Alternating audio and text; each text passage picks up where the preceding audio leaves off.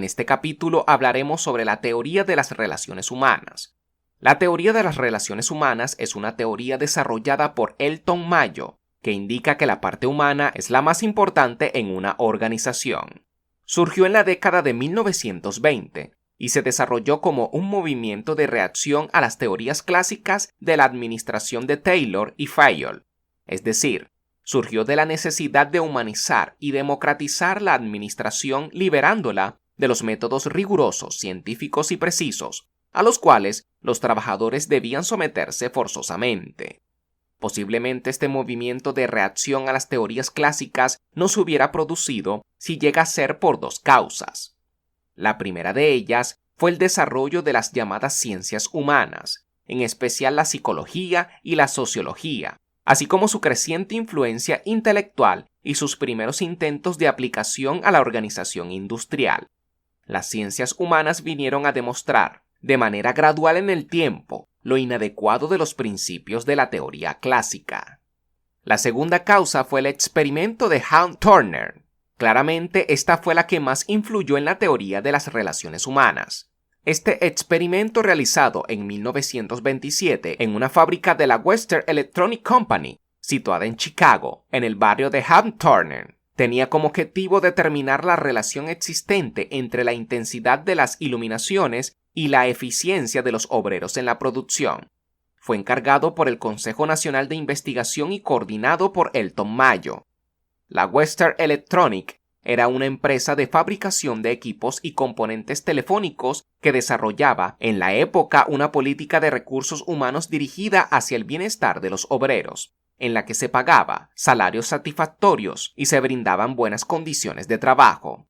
En su fábrica de Chicago trabajaban jóvenes empleadas que realizaban tareas simples y repetitivas que exigían gran rapidez. El montaje de relés era ejecutado de forma eficiente, ya que una empleada llegaba a montar hasta 5 relés cada 6 minutos. Por tanto, en un principio, la empresa no estaba interesada en aumentar la producción, sino en conocer mejor a sus empleados. Primera fase del experimento de Hawthorne Turner.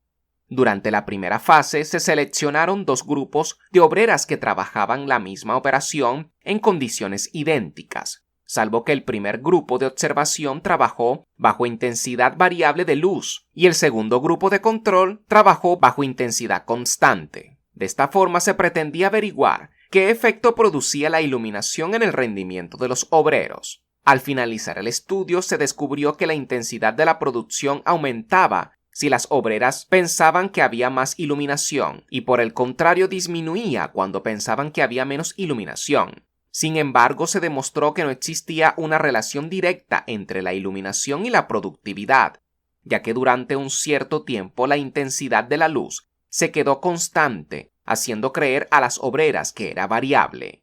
Por tanto, se dieron cuenta de la existencia de un factor psicológico en la producción de las obreras. Al reconocer este factor psicológico, en la segunda fase, los investigadores pretendieron aislarlo o eliminarlo del experimento por considerarlo inoportuno. Segunda fase del experimento de Hawthorne Turner. Para esta segunda fase se eligieron a 6 trabajadores de nivel medio, ni expertos ni novatos, a los cuales se les informó de que formaban parte de un experimento. 5 de ellos montaban los relés y el sexto suministraba las piezas necesarias para un desarrollo del trabajo fluido y sin interrupciones.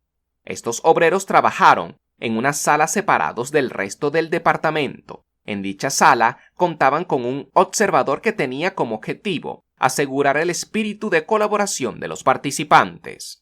Para poder determinar cuáles eran las condiciones de rendimiento más satisfactorias, se decidió dividir esta segunda fase en 12 periodos. En el primer periodo, se registró la producción de cada obrera antes de realizar el experimento, y se estableció su capacidad productiva en condiciones normales de trabajo, el cual era de 2.400 unidades semanales por trabajadora. En el segundo periodo, se aisló al grupo experimental en la sala de pruebas. Se mantuvieron las condiciones y el horario del trabajo que tenían anteriormente y se midió el ritmo de la producción. Este periodo duró 5 semanas y sirvió para verificar el efecto producido por el cambio de sitio de trabajo. Tercer periodo. Se modificó el sistema de pagos. En el grupo de control se pagaba por tareas en grupos. Como los grupos eran numerosos, las variaciones de producción de cada joven se diluían con la producción del grupo y no se reflejaban en su salario individual. En cambio, en el grupo experimental se separó el pago de los jóvenes, y como el grupo era pequeño, ellas percibieron que sus mejores esfuerzos individuales repercutían directamente en su salario. En este periodo de 8 semanas aumentó la producción. Cuarto periodo. Se introdujeron 5 minutos de descanso a mitad de la mañana y otros 5 a mitad de la tarde. Se presentó un nuevo aumento de la producción. Quinto periodo. Los intervalos de descanso fueron aumentados a 10 minutos cada uno. De nuevo, aumentó la producción. Sexto periodo. Se dieron 3 descansos de 5 minutos en la mañana y otros 3 en la tarde. No se observó un aumento de la producción y además hubo quejas de las jóvenes ya que se rompía el ritmo de trabajo. Séptimo periodo. Ante las quejas, se volvió de nuevo a intervalos de 10 minutos, uno por la mañana y otro por la tarde.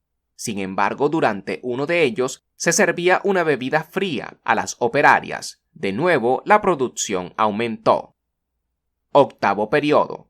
Con las mismas condiciones del periodo anterior, el grupo experimental comenzó a trabajar hasta las 16:30 y no hasta las 17. El resultado fue un acentuado aumento de la producción. Noveno periodo. El trabajo del grupo experimental terminaba a las 16 horas. La producción permaneció estable. Décimo periodo. El grupo experimental volvió a trabajar hasta las 17 horas. Como en el séptimo periodo, la producción aumentó considerablemente. Undécimo periodo. Se estableció una jornada laboral de 5 días en vez de 6 días para el grupo experimental. Ante este cambio se observó que la producción diaria de las jóvenes continuaba subiendo. Duodécimo periodo. Se volvió a las condiciones del tercer periodo, es decir, se quitaron todos los beneficios otorgados. Este periodo, último y decisivo, duró 12 semanas. Inesperadamente se observó que la producción diaria y semanal alcanzaron un máximo histórico de 3.000 unidades semanales por joven en el grupo experimental. Si nos damos cuenta, las condiciones físicas de trabajo en los periodos 7, 10 y 12 fueron las mismas. Sin embargo, la producción no paró de aumentar de un periodo a otro. Esto solo podía ser explicado por un factor psicológico, llegando a la conclusión de que las condiciones físicas no afectaban al ritmo de trabajo de las trabajadoras. Para entender estos resultados, al finalizar los 12 periodos, los observadores decidieron preguntar a las jóvenes, obteniendo de esta forma las siguientes conclusiones. Una supervisión menos rígida y vigilante en la que se intentaba incentivar la colaboración entre las trabajadoras permitió a las jóvenes disfrutar de un ambiente amistoso y sin presiones que se tradujo inmediatamente en un aumento de la satisfacción en el trabajo, ya que contaban con una mayor libertad y menores niveles de ansiedad. El grupo experimental se desarrolló en el aspecto social. Las jóvenes iniciaron amistad entre ellas y dichas amistades se extendía más allá del ambiente laboral.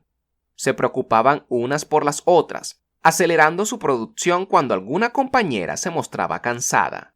Y por último, el grupo desarrolló liderazgo y objetivos comunes. Una de las jóvenes se volvió espontáneamente una líder, ayudando a sus compañeras a alcanzar el objetivo común de aumentar continuamente el ritmo de producción, a pesar de que constantemente se le pedía que trabajaran con normalidad.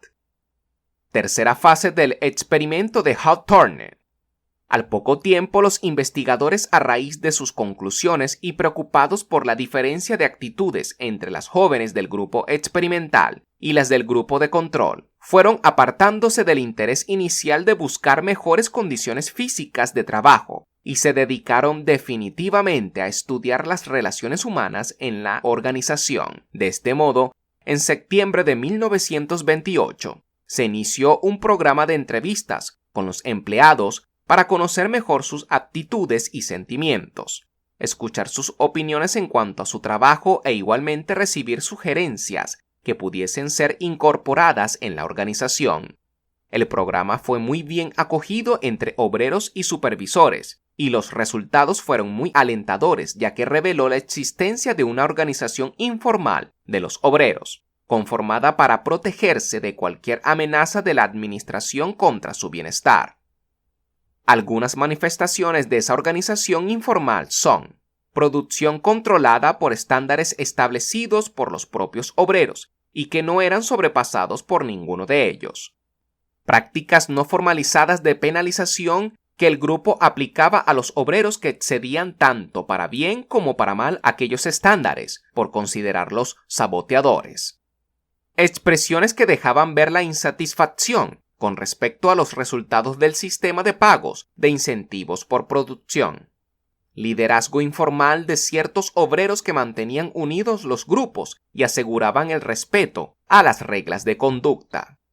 Esta organización informal permitía que los obreros estuvieran unidos y mantuvieran cierta lealtad entre ellos. No obstante, los investigadores notaron que muchas veces el obrero también pretendía ser leal a la empresa.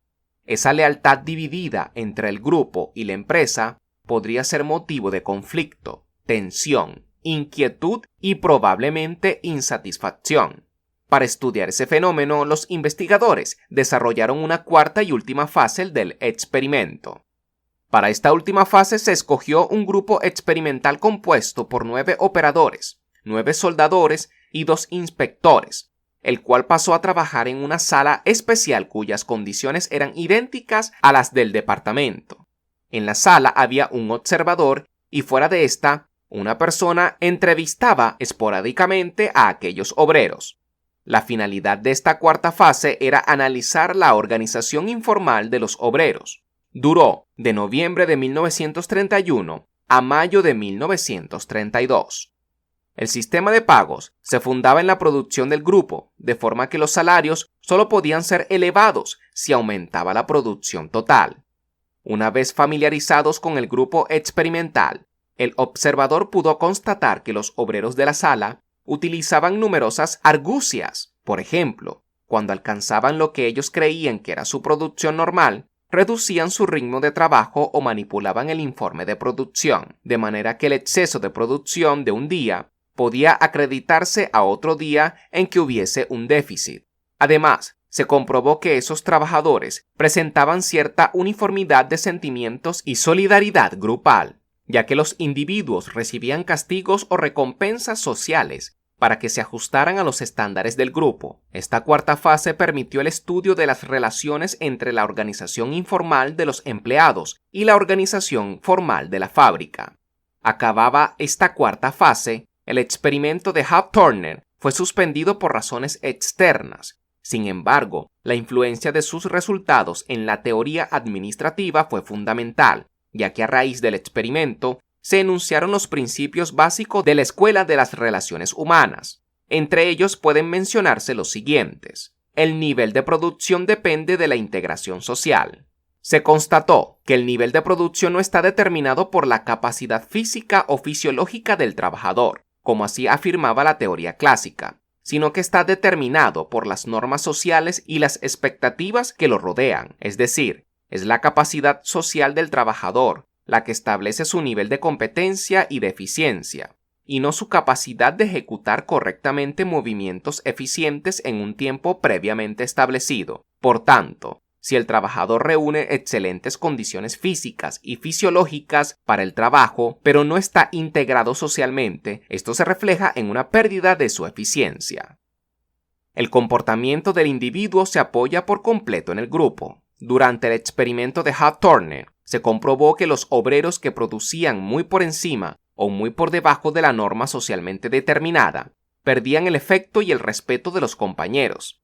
Así, los trabajadores preferían producir menos y en consecuencia ganar menos dinero que poner en riesgo las relaciones de amistad con sus compañeros. Es decir, mientras que para Taylor y para la mayoría de los autores clásicos, predominaba el concepto del hombre económico, según el cual el hombre es motivado e incentivado por estímulos salariales y económicos. Mayo y sus seguidores demostraron que esa motivación económica era secundaria en la determinación del rendimiento del trabajador, siendo las recompensas y sanciones no económicas como la necesidad de reconocimiento o la aprobación social las que influyen significativamente en la motivación y rendimiento del trabajador.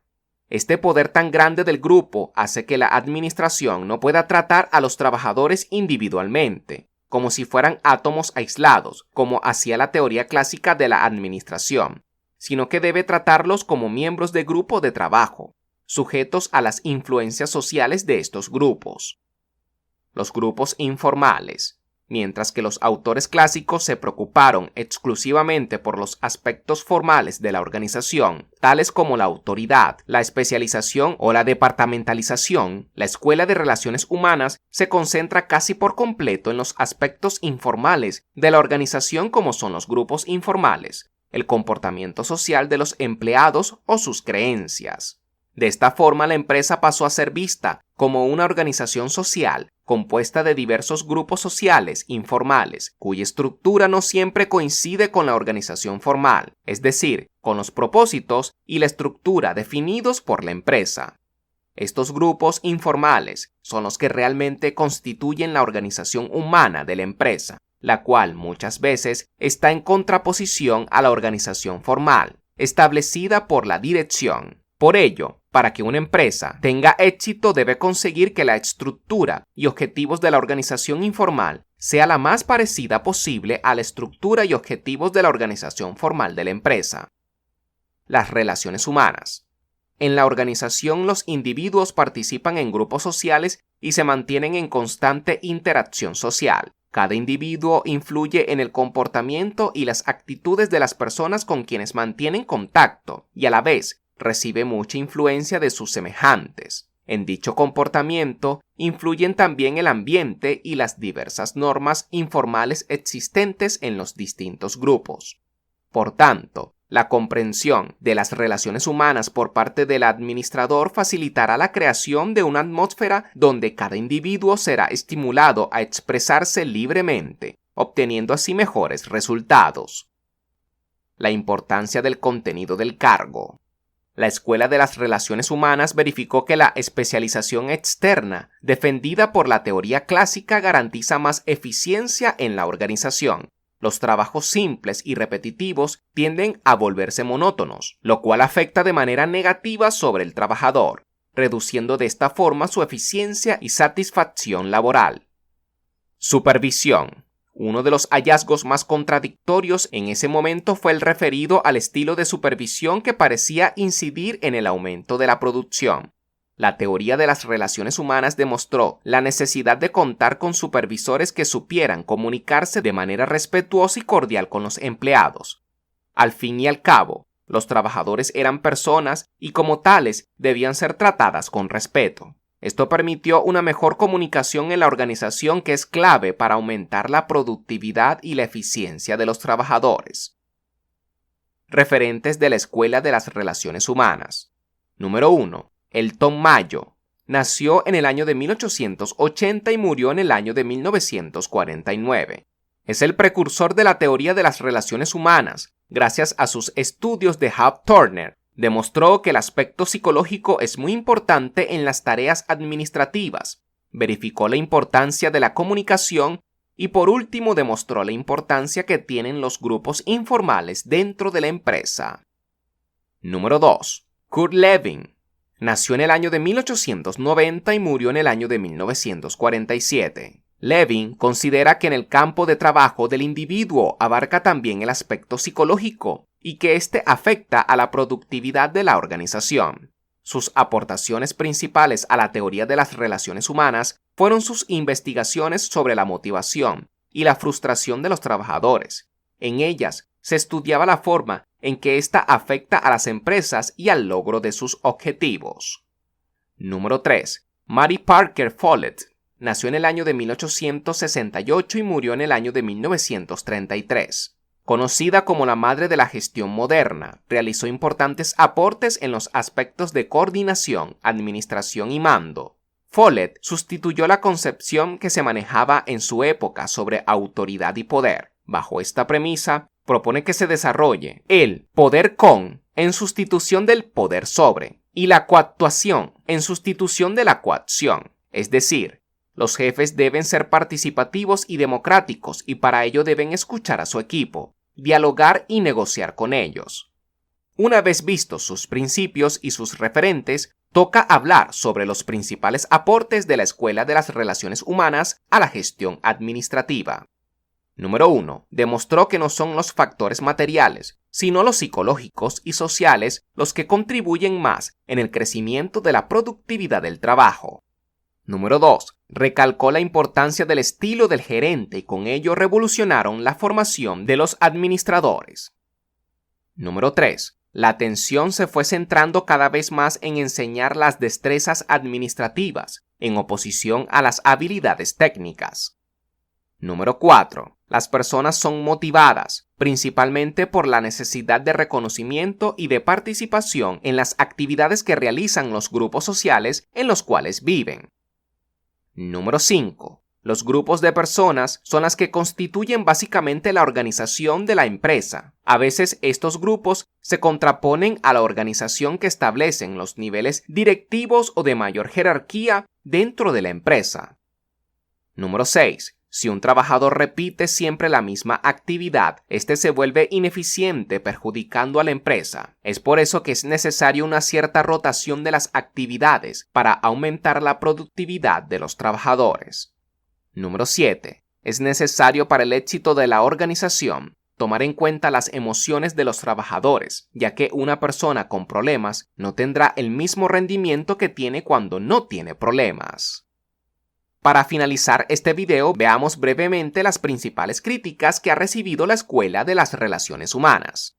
Los argumentos más comunes son 3. El método utilizado. Se cuestiona su validez científica, ya que se sirvió de un solo experimento para llegar a sus conclusiones. Asimismo, estudios posteriores desmontaron sus postulaciones sobre la relación entre satisfacción y productividad de los trabajadores. Segundo, enfoque de la teoría. Se centra exclusivamente en el tema de la felicidad en el trabajo, dejando a un lado otros aspectos de relevancia como puede ser el desarrollo profesional. Tercero y último, los fines.